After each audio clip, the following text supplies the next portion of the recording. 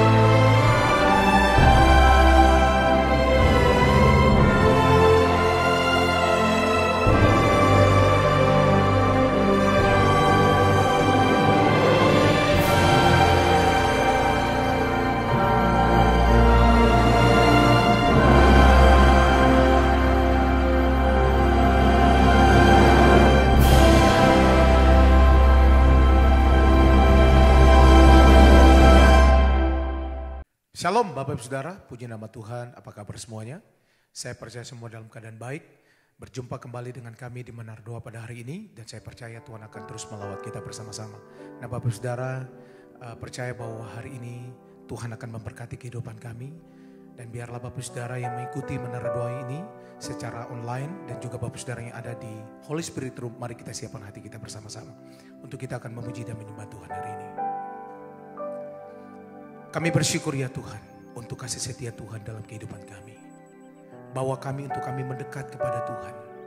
Urapi kami ya Tuhan Yesus. Kami rindu bersekutu dengan Tuhan secara pribadi. Tuhan Yesus bawa kami ya Tuhan. Untuk kami masuk ke dalam hadirat-Mu lebih lagi ya Tuhan Yesus. Engkau baik, Kau luar biasa buat kami. Mari naikkan ucapan syukur Bapak Ibu Saudara. Datang sembah Dia. Kami bersyukur Tuhan. Terima kasih untuk kasih-Mu. Terima kasih untuk anugerah-Mu Tuhan. Engkau baik selama-lamanya. Haleluya. Kinaralabaya syadaralamu. Engkau luar biasa bagi kami. Haleluya. Terima kasih Roh Kudus. Oralabaya syadaralabaya syadiyaramu. Haleluya. Biarlah Kau hadir, Kau lawat kami ya Tuhan. Lewat menara doa ini ya Tuhan. Hidup kami diubahkan oleh Tuhan Yesus. Terima kasih Roh Kudus. Pimpin kami semua ya Tuhan. Haleluya. Terima kasih Roh Kudus. Mari kita siapkan hati kita bersama-sama. Haleluya.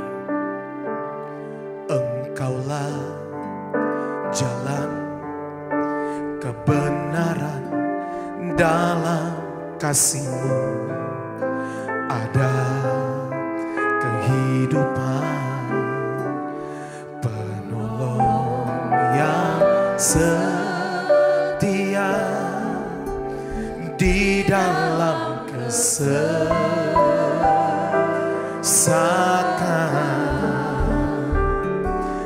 Engkaulah jalan kebenaran dalam kasih-Mu. Ada kehidupan, penolong yang setia di dalam kesesakan.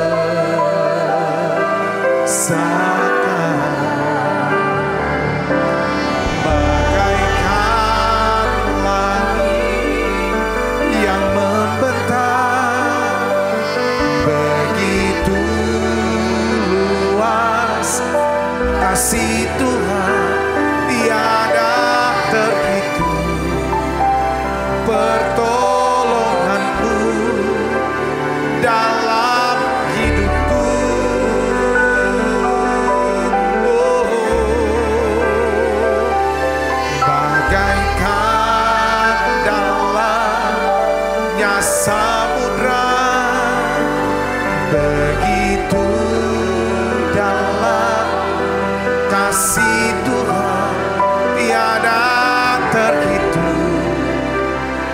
kesetiaan-Mu dalam hidupku. Mari sekali lagi bersama-sama katakan, Engkaulah jalan yang sempurna dalam emas perak perisai perlindungan keselamatanku. Engkaulah jalan kebenaran dalam kasih-Mu ada kehidupan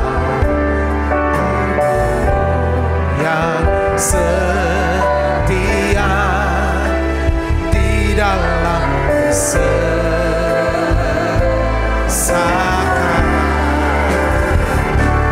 Bagaikan langit yang membentang, begitu luas kasih Tuhan tiada terhitung. Pertolongan-Mu dalam hidupku.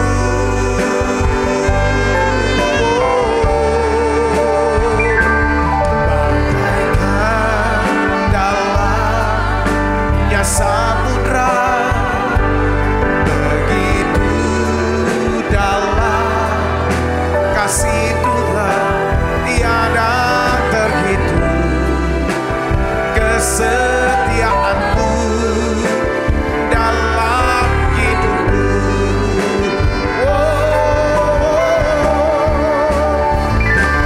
Bagaikan langit yang membentang, begitu luas kasih Tuhan tiada terhitung. Pertolongan-Mu oh dalam hidupku.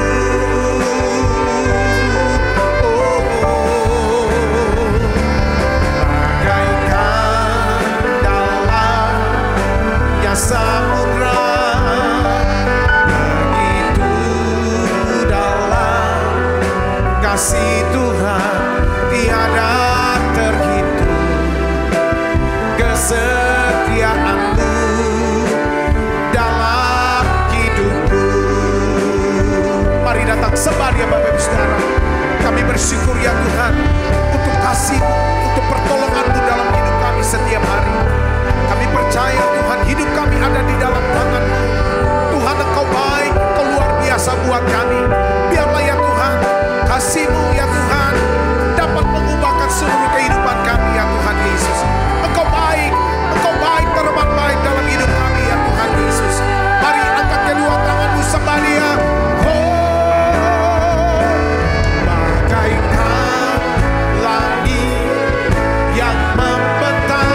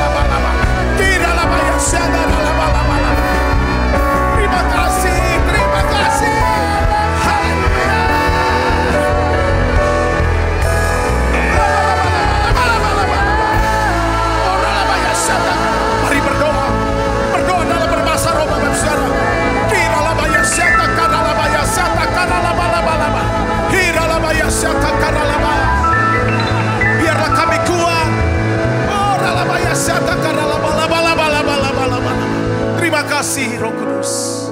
Terima kasih Tuhan. Mari angkat kedua tanganmu Bapak Ibu Saudara. Ku kagum hormat akan Engkau. Ku kagum hormat akan Engkau. Kau Allah yang layak dipuji. Ku kagum akan Engkau.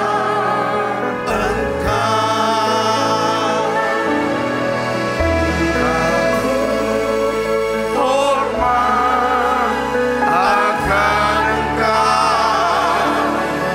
Ku kagum hormat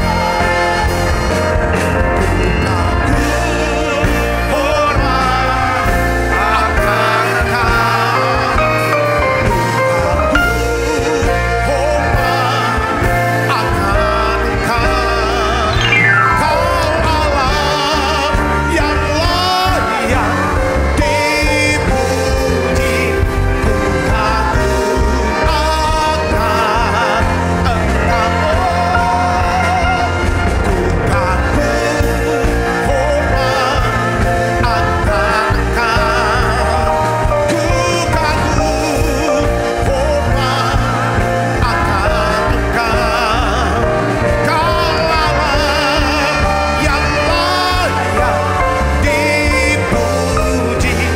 Ku kagum akan Engkau.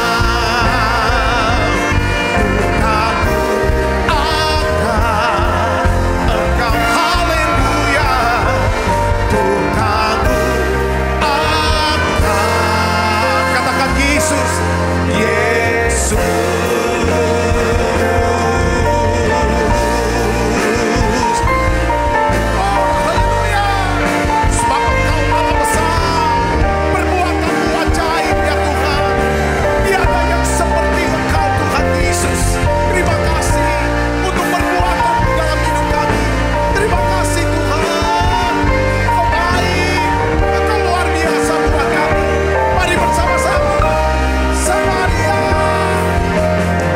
akan Engkau.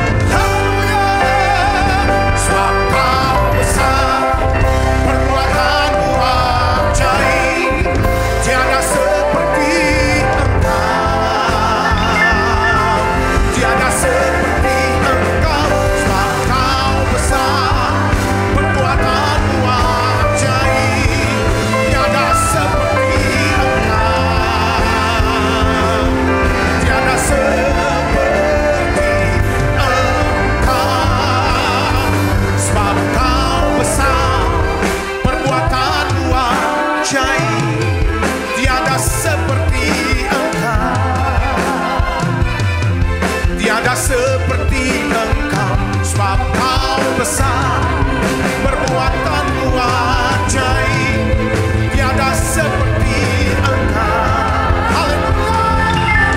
Tiada seperti Engkau, sebab Kau besar, perbuatanmu ajaib, tiada seperti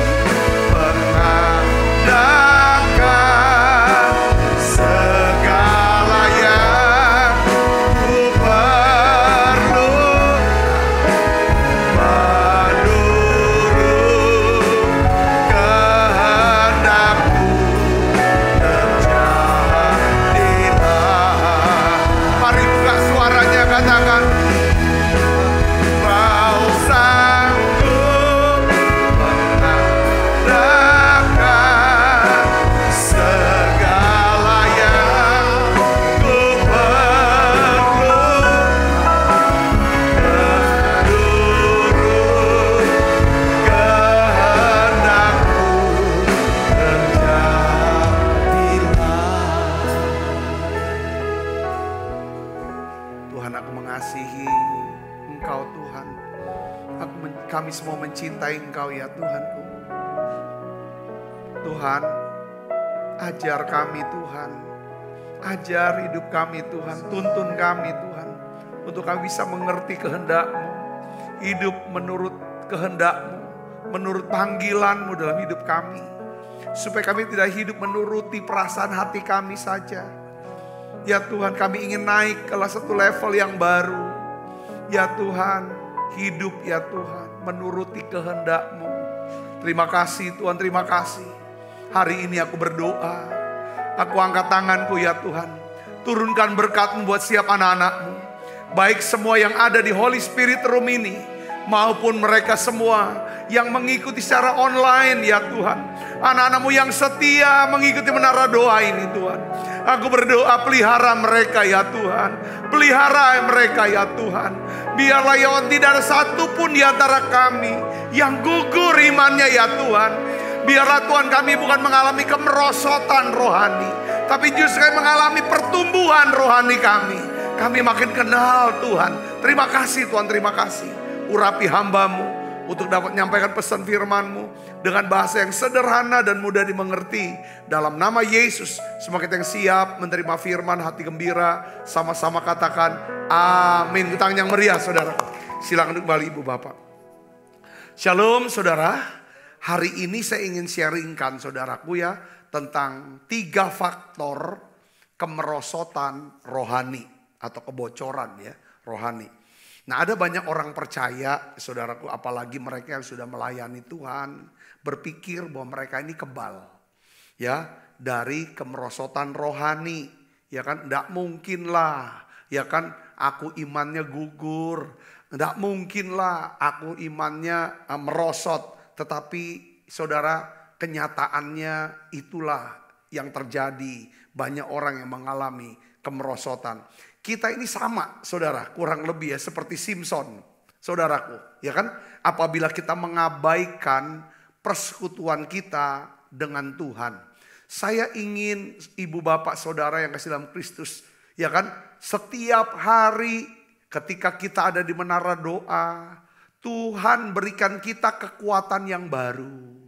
Katakan amin. Supaya kita bisa makin terus bertumbuh di dalam Tuhan. Mari kita baca Alkitab kita dari Yesaya 30 ayat Yesaya 40 ayat 30 sampai ayat 31. Kita baca sama-sama Ibu Bapak. 1, 2, 3. Orang-orang muda menjadi apa? Lelah dan lesu. Teruna-teruna jatuh tersandung. Tetapi orang-orang yang menanti-nantikan Tuhan mendapatkan apa? Kekuatan yang baru. Mereka seumpama raja wali yang naik terbang. Dengan kekuatan sayapnya mereka berlari dan tidak menjadi lesu.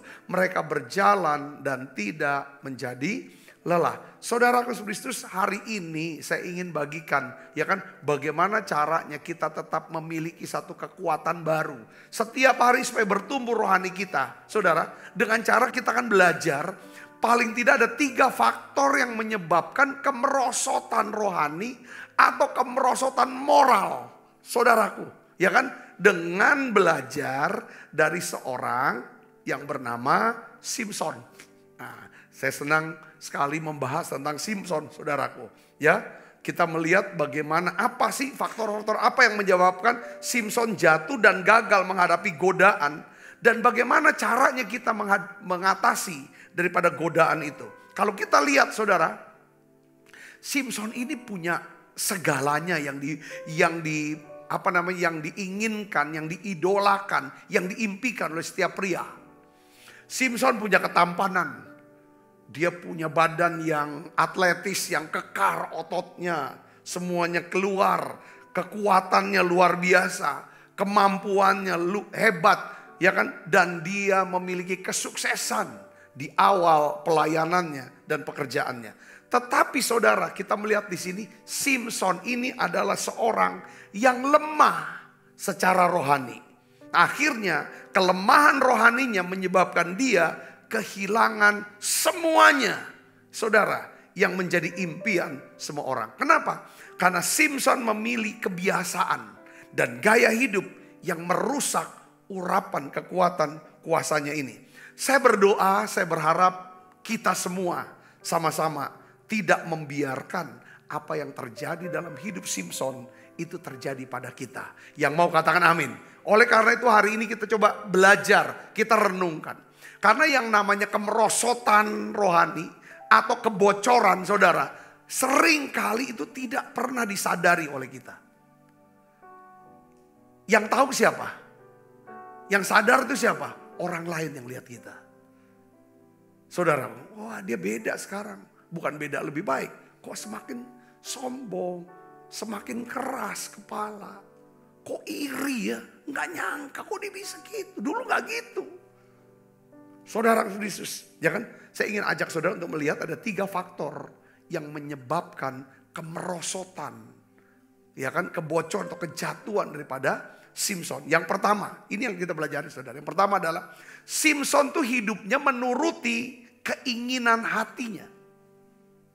Simson hidup, saudara, ya kan, mengikuti perasaan hatinya. Pokoknya dia melakukan apapun yang bisa menyenangkan hati dia.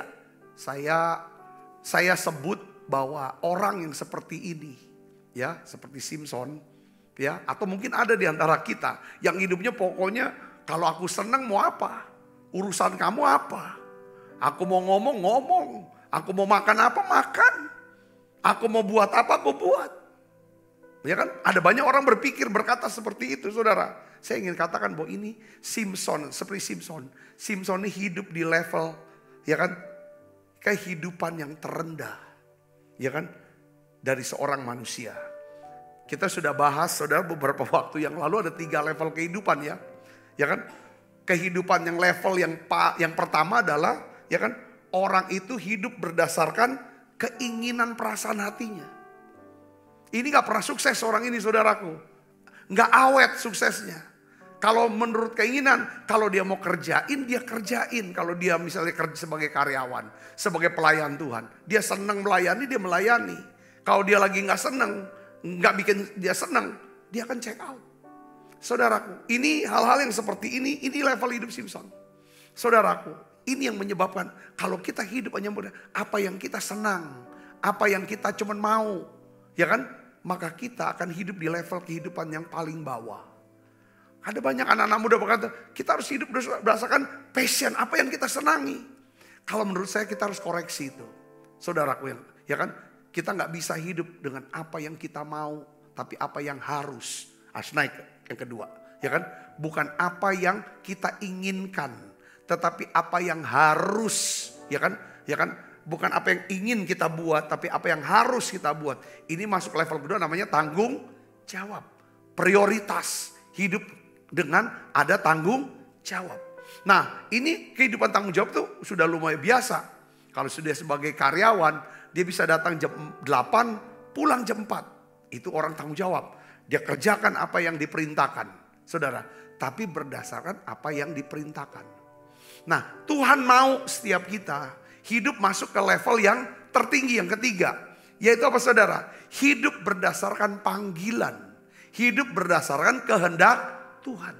Saudara, yang tertinggi hidup berdasarkan kehendak Tuhan. Yang terendah hidup menuruti keinginan diri sendiri.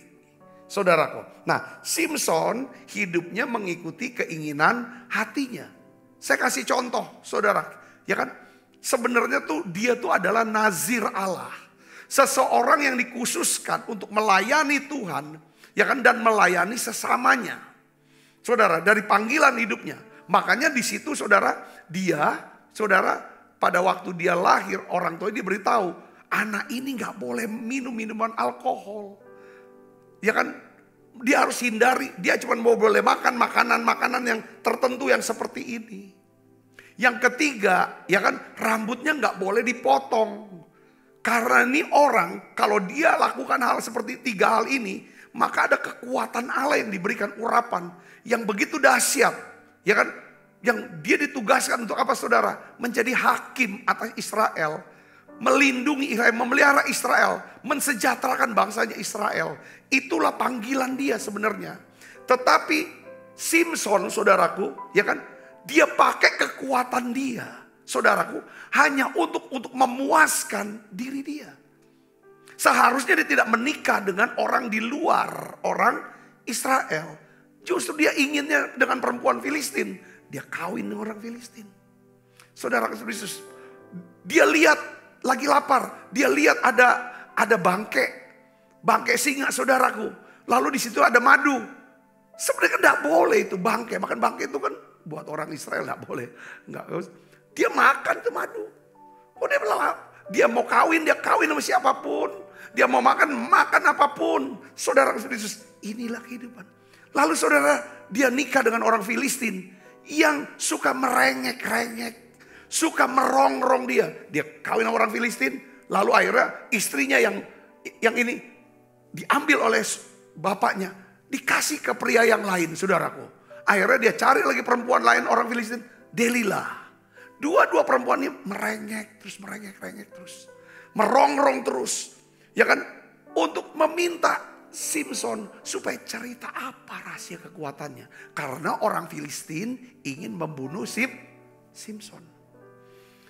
Saudara, Simson terjerat dengan kebiasaan buruk yang merusak masa depannya. Karena dia bergaul dengan orang-orang perempuan Filistin. Ini kebiasaannya saudara. Ini yang merusak akhirnya saudara, kita tahu masa depan dia. Akhirnya dia ditangkap, matanya dicungkil, dibelenggu. Dia harus menggiling. Beberapa di antara kita mungkin saudaraku hidup ya menuruti keinginan hati. Sehingga kita memiliki kebiasaan-kebiasaan buruk. Mungkin gak seperti Simson. Tetapi mungkin dalam hal keuangan. Saudaraku, dalam hal waktu, hobi. Yang dimana semuanya ini saudara, ya kan, menguras, melemahkan daripada iman saudara.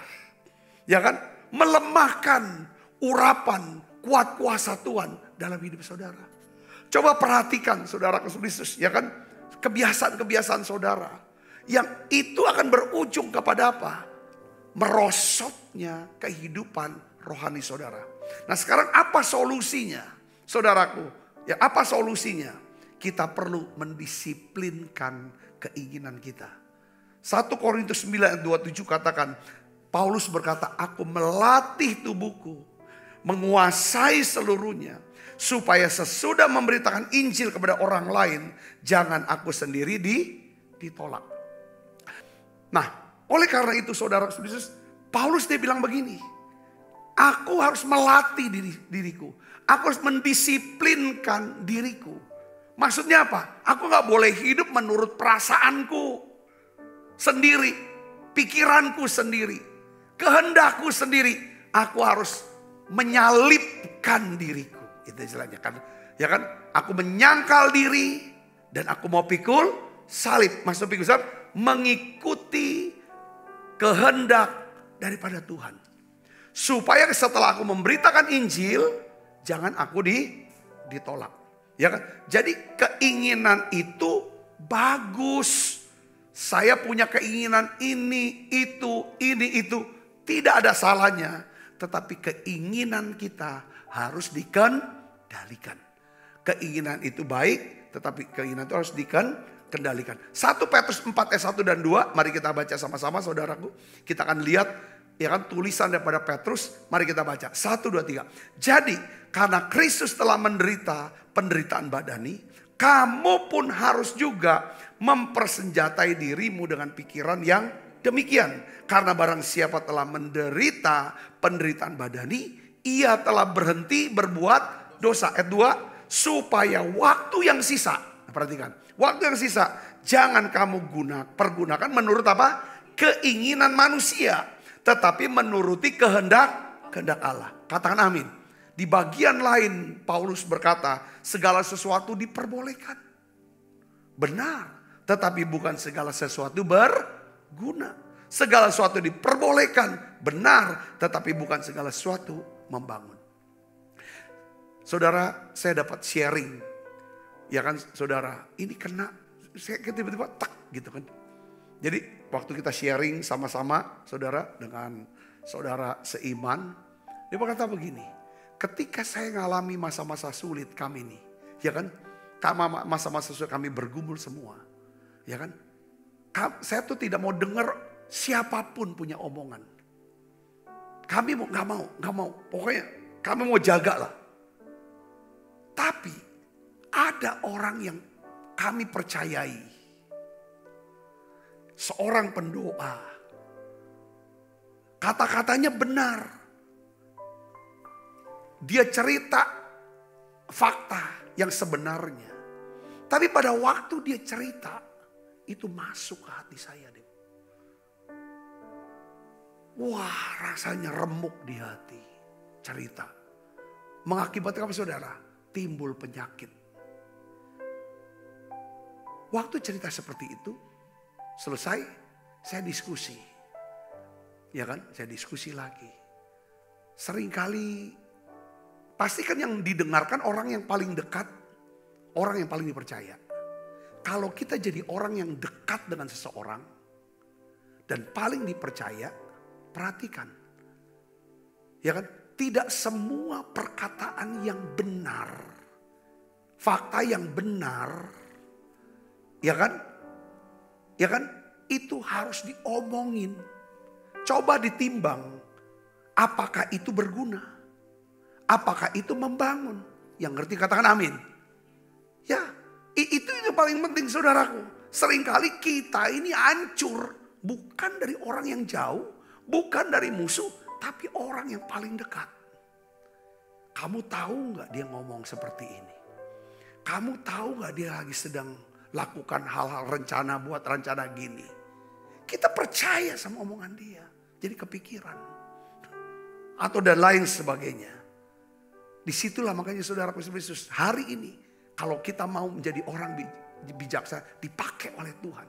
Saya berdoa, saudaraku, kita belajar untuk didisiplinkan. Maksud saya gini, hanya karena kita mengingini sesuatu bukan berarti kita harus memilikinya. Saudaraku, coba kita lihat hidup kita. Perhatikanlah apakah ada area tertentu dalam diri kita di mana kita tuh mudah menyerah dengan keinginan manusia lama kita. Ini yang harus kita bawa ke Tuhan. Yang kedua adalah kita harus bisa berani, saudara, dengan rendah hati, terbuka, bisa nanya kepada seorang yang kenal dengan kita dengan baik. Lihat, coba kamu lihat saya. Ya kan? Kira-kira gimana? Minta nasihatnya dan doakan. Yang ngerti katakan amin. Saya berdoa, saudara tidak hidup seperti Simpson. Yang nuruti kehendak. Apa perasaan kita? Kita mau ngomong apa? Kita ngomong. Ya kan? Kita mau apa? Tapi kita coba mulai disiplinkan diri kita. Yang mengerti katakan amin. Ya kan? Yang kedua, apa yang menyebabkan Simpson mengalami kemerosotan rohaninya? Apa yang membuat kita mengalami kemerosotan rohani kita? Simpson, saudara, ini orang hidupnya dikuasai oleh kemarahan, kebencian, sakit hati, dan dendam. Saudara tahu, ya kan? Simpson dijalani seluruh hidupnya dengan kecewa, marah, benci, pahit. Saudara, saya melihat ya, kalau saudara baca lagi nanti kisah Simpson. Ya kan, peperangan Simpson dengan orang Filistin, saudaraku. Ya kan, itu bermotif, saudara, bukan karena Tuhan. Bukan karena bangsa Israel. Motifnya adalah apa? Kepentingan sendiri. Yang didrive oleh apa? Kebenciannya dia. Kemarahannya dia. Diawali dengan apa? Dia nikah dengan orang Filistin. Saudaraku, dia nikah orang Filistin. Ya kan saudara? Lalu karena dia pergi gimana? Istrinya itu oleh ayah mertuanya, bapak mertuanya diserahkan ke laki-laki yang lain. Ngamuk, dia marah besar. Lalu saudaraku, dia bakar ladang daripada orang Filistin itu. Lalu datang lagi orang Filistin, lawan dia lagi. Jadi seumur hidupnya saudara, dia hidup dengan kebencian, kemarahan. Kita tahu bahwa kebencian selalu menyakiti dan melukai diri kita sendiri. Katakan amin. Simpson hidup dengan luka-luka. Saudara Yesus. Nah sekarang ini yang menyebabkan rohaninya merosot. Sehingga dia gak punya kepekaan lagi, ketajaman lagi, kecakapan lagi. Untuk ngerti apa yang menjadi kehendak Tuhan. Sekarang apa solusinya saudaraku? Simpson merosot rohaninya. Kan dia simpen sakit hatinya. Kemarahannya. Saudaraku ya kan. Kepada orang Filistin. Jadi dia perang orang Filistin itu bukan perang karena Tuhan yang ini kan saudara. Kayak Daud gitu loh. Tapi ini dia karena masalah pribadi. Apa solusinya? Kita perlu menguasai diri dan menjadi tenang. Kita perlu mengendalikan reaksi kita. Amsal 25 ayat 28 katakan apa saudara? Orang yang tidak dapat mengendalikan diri adalah seperti kota yang roboh temboknya. Saudara bayangin, satu kota kalau roboh temboknya, kota itu tidak punya pertahanan. Jadi kalau kita sebagai orang yang bisa kendalikan diri kita, saudara Kristus, ya, selalu hidup dalam kemarahan, ya kan, kemarahan yang di dalam atau kemarahan yang di luar, kita nggak punya pertahanan, baik secara rohani, iblis dengan mudah menipu kita. Ya, pertahanan secara jasmani, pasti banyak virus masuk dengan mudah. Pertahanan secara emosional, mudah stres, depresi. Saudara Kristus, ya kan, tidak ada pertahanan, akhirnya dampaknya apa saudara? Kesehatan, keuangan, hubungan babak belur. Saudara, orang yang tidak dapat mengendalikan dirinya seperti kota yang roboh temboknya. Hari ini saya ingin bertanya kepada saudara, apakah saudara menyimpan sakit hati? Dan saudara masih berkata, aku sakit hati sama dia. Itu sederhana saja. So, simpan yang namanya kemarahan, kebencian terhadap seseorang atau kelompok tertentu. Ini waktunya saudara berdoa minta sama Tuhan. Tuhan ampuni aku. Ampuni aku. Beri aku Tuhan kasih-Mu untuk aku bisa mengampuni dia. Yang ngerti katakan amin. Kita gak bisa mengampuni siapapun sampai kita minta Roh Kudus berikan kasih Allah ke dalam hati saya, supaya saya bisa mengampuni dan memberkati orang ini. Yang ngerti katakan amin. Saudara, Efesus 4 ayat 30 sampai 32 katakan begini. Dan janganlah kamu mendukakan Roh Kudus Allah yang telah memeteraikan kamu menjelang hari penyelamatan. Segala kepahitan, kegeraman, kemarahan, pertikaian dan fitnah hendaklah dibuang dari antara kamu. Demikian pula segala kejahatan. Tetapi hendaklah kamu ramah seorang terhadap yang lain, penuh kasih mesra dan saling mengampuni, sebagaimana Allah di dalam Kristus telah mengampuni kamu. Katakan amin. Ya kan? Jangan dukakan Roh Kudus. Kalau saudara dan saya tidak mendukakan Roh Kudus, ya, saudara, kita bisa kuasai diri kita, kendalikan diri kita. Saya yakin kita akan memiliki rohani yang kuat. Katakan amin. Tulis saudara di live chat saudara, saya mau memiliki rohani yang kuat. Ya, memiliki rohani yang kuat. Saya mau punya rohani yang kuat. Nggak gampang kalau ada apa-apa, kena apa-apa, langsung panik. Kayak seperti dunia sudah runtuh. Itu tanda kita seorang yang tidak terbiasa mengendalikan diri. Kita tidak memiliki kekuatan. Hari ini kita mulai latih seperti Simpson. Simpson kan gak boleh disenggol. Ya kan? Jangan sampai ngomong dikit, wah langsung. Atau apa yang disenggol tanda kutip. Wah itu ngamuk. Ini yang membuat hidup mengalami kemerosotan rohani. Yang ketiga saudaraku, ya kan? Apa yang menyebabkan Simpson mengalami kemerosotan rohani? Apa yang menyebabkan kita mengalami kemerosotan rohani? Simpson hidup dengan kecerobohan. Saya pakai istilah kecerobohan. Saya coba cari kamus bahasa Indonesia. Apa arti ceroboh? Ceroboh itu artinya kasar, tidak sopan, kurang ajar, tidak komitmen, itu ceroboh. Abai, ya, abai. Ya kan? Apa yang harus dikerjakan diabaikan, sengaja diabaikan, itu namanya ceroboh. Nah, Tuhan sudah memberikan Simpson sebuah urapan, kekuatan kuasa yang luar biasa supaya Simpson bisa melayani Tuhan dan melayani bangsanya. Saudara, Simpson itu diharuskan untuk memisahkan diri, menjauhkan diri dari hal-hal tertentu, seperti dia harus berkomitmen tidak boleh minum minuman alkohol. Dia harus makan makanan tertentu. Dia tidak boleh memotong rambutnya. Tetapi karena Simpson hidupnya apa? Ceroboh. Dia abaikan semua. Masa bodoh dengan hal itu. Saudara, dia langgar. Simpson melakukan pelanggaran dari semua komitmen atau peraturan yang diwajibkan kepada dia. Saudara Kristus, ya kan? Ya kan? Bahkan dia mempermain-mainkan aturan itu, saudaraku. Ya kan? Dia buat teka-teki kepada perempuan, kepada istrinya yang awalnya orang Filistin. Lalu saudara kepada Delila yang dimana dia jatuh. Buat teka-teki. Ayo buat segala macam untuk lelucon-leluconan. Saudaraku. Dan akhirnya saudaraku ya. Apa yang terjadi saudara? Simpson ya kan mengalami kejatuhan. rambutnya dipotong, lalu dia ditangkap dan dibelenggu. Nah sekarang saudaraku, apa solusi yang supaya kita hidup tidak ceroboh?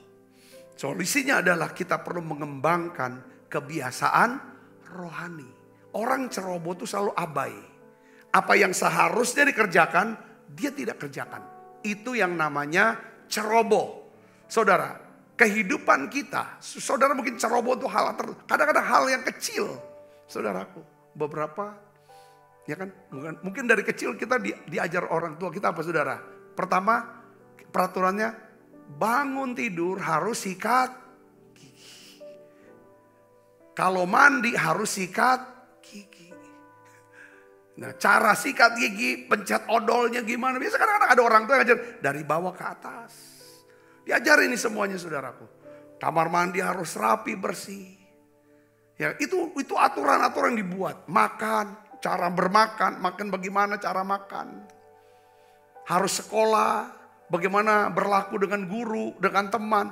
Itu semua aturan. Tapi ketika hidup kita ceroboh, kita abaikan semuanya. Artinya saudara, ketika kita ceroboh, kita membangun kebiasaan buruk. Orang yang ceroboh adalah orang yang memiliki kebiasaan buruk. Nah, gimana caranya? Kita harus mengembangkan kebiasaan yang baik, kebiasaan rohani. Nah, saya sarankan ada 3 kebiasaan rohani yang perlu kita biasakan dalam hidup kita, saudara. Ada 3. Seringkali saya sudah sebutin. Yang pertama, saat teduh setiap hari. Saat teduh tiap hari. Saudara, saat teduh karena saudara memang aku butuh Tuhan. Aku mengasihi Tuhan. Aku suka ada di hadirat Tuhan. Aku mau dapatkan kekuatan baru setiap hari. Saat teduh, baca Alkitab, berdoa, memuji, menyembah. Nikmati dia. Nikmati Tuhan, nikmati kata-kata firman-Nya. Yang ngerti katakan amin. Saudara bisa pakai saudara, ya kan, menara doa ini sebagai saat teduh saudara. Ya, saudara bisa pakai itu. Ya kan, ada pujian, penyembahan, saudara ikut nyanyi. Saudara dengarkan firman Tuhan, saudara mulai catat dan mulai renungkan itu. Dan lakukan. Yang kedua, kebiasaan yang kedua, biasakan. Pastikan setiap hari Minggu saudara beribadah ke gereja. Ini biasakan. Katakan amin. Pastikan saudara ke gereja. Biasakan, ini mulai. Kebiasaan-kebiasaan kecil ini akan membentuk saudara nanti karakter yang baik. Dan saudara akan melihat masa depan saudara pun akan baik. Katakan amin. Ya. Yang ketiga, kebiasaan yang ketiga adalah saudara biasakan untuk membawa persembahan persepuluhan setiap bulannya. Atau setiap minggu, setiap kali saudara ibadah, saudara bawa persembahan persepuluhan. Biasakan ini saudaraku. Saya yakin saudara akan memiliki kekuatan rohani. Saudara hidup dalam urapan, itu bukan kebetulan. Kekuatan rohani bukanlah kebetulan. Kekuatan rohani itu adalah hasil dari keputusan yang kita buat untuk membangun kebiasaan rohani. Katakan amin. Nah, saudara bisa ambil keputusan 3 hal ini tiap hari. Biasakan. Saudara biasakan. Dan biasakan berdoa dengan doa minta sama Tuhan. Tuhan, aku berdoa mohon. Biarlah Engkau berikan bagiku Tuhan. Aku bisa hidup. Hidup apa? Kudus, benar, baik. Kudus, benar, baik. Didoakan saudaraku, didoakan itu. Saya percaya kalau kita doakan, Tuhan akan jawab untuk hal ini. Katakan amin. Doakan supaya saudara makin rendah hati, makin murah hati, makin baik hati, makin besar hati. Doakan tentang hati. Oleh karena itu setiap hari dalam saat teduh, dalam ibadah-ibadah, bahkan dalam waktu kita membawa persembahan persepuluhan, kita bilang tuh, kita pegang hati kita, Tuhan. Aku ingin punya hati yang mulia. Aku mau punya hati seperti hati Tuhan. Ya kan, hati yang lembut, hati yang rendah hati. Saya percaya saudaraku, Tuhan sedang siapkan satu pelayanan, satu pekerjaan, satu berkat yang besar di hari-hari ke depan. Tuhan akan pakai saudara untuk banyak jiwa dapat diselamatkan. Beri kemuliaan buat Tuhan Yesus.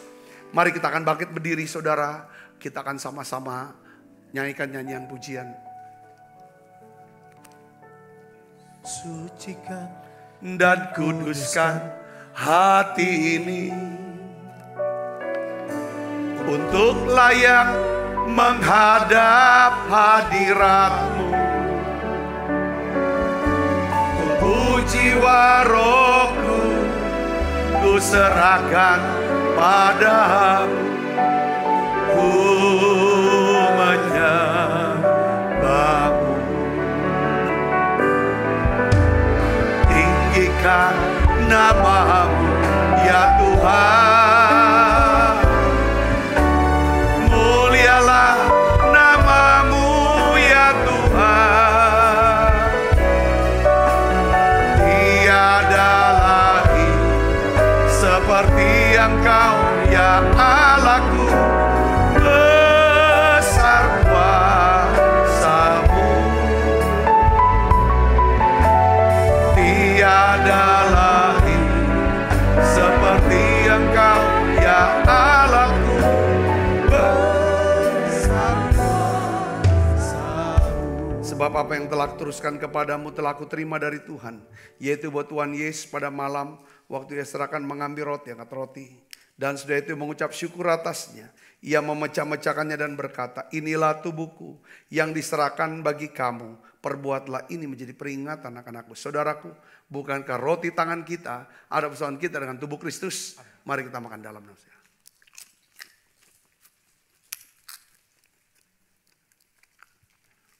Angkat cawan. Demikian juga yang mengambil cawan sudah makan berkata, cawan ini perjanjian baru yang dimeteraikan darahku. Perbuatlah ini setiap kali kamu meminumnya menjadi peringatan anak-anakku. Saudaraku, bukankah cawan perjanjian ini yang atasnya kita ucapkan syukur ada persaudaraan kita dengan darah Kristus. Mari minum dalam nama Yesus. Terima kasih Tuhan. Terima kasih. Terima kasih. Terima kasih Yesusku. Buat anugerah yang Kau beri selama ini. Tuhan adakan syukur bagimu.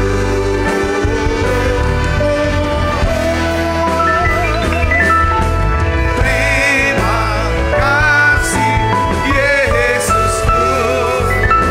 Buat anugerah yang Kau beri sebab hari ini Tuhan adakan syukur bagimu.